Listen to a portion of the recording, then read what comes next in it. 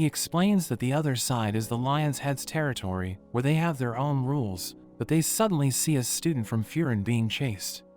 Hiragi thinks he won't make it, but they're shocked as Sakura and Kotaro jump in to save him, and they knock out one of the Lion's Head members. But Sakura is confused when the other two make fun of their friend for getting knocked out. Their second-in-command named Tagami arrives, but he's surprised to see that one of them has been knocked out. Hiragi tells him they were chasing a Furin student, but Sakura finds Tagami annoying because he's too laid back. The boy who got knocked out wakes up, and he yells at them for breaking the rules, but Tagami starts beating him up. Hiragi tells him to stop since they should be on the same team, but Tagami takes the boy's jacket and notes that they have no need for the weak, but Sakura calls him lame because he doesn't think beating up the weak shows strength, and he mentions that he's disappointed because he thought he had found an interesting group. Tagami decides to leave him be for the time being, but he mentions that he'll beat him in a proper venue.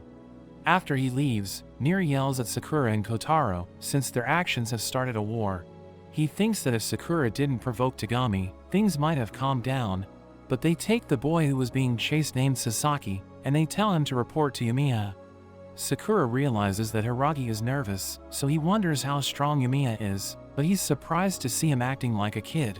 Hiragi mentions that they have a problem, and Yumiya says that he already knows, but he thinks he's talking about seedlings. Hiragi is annoyed because Yumiya isn't listening to him, and Sakura recalls that he was relaxed during the broadcast, but just his voice was enough to change the mood. Sasaki tells everyone how he ended up in the Lion's Head territory, telling them he was chasing a shoplifter.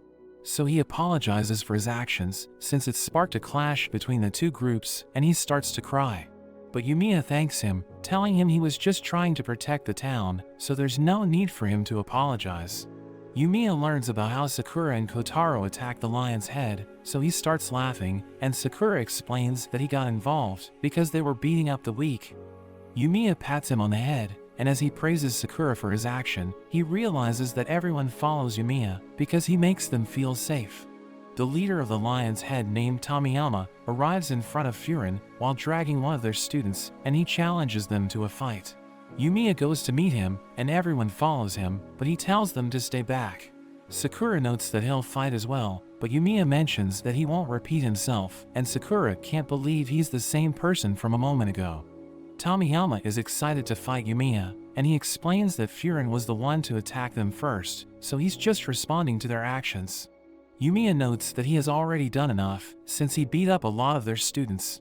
So he tells Tomiyama to go back, but he tries to kick Yumiya, who blocks his attack.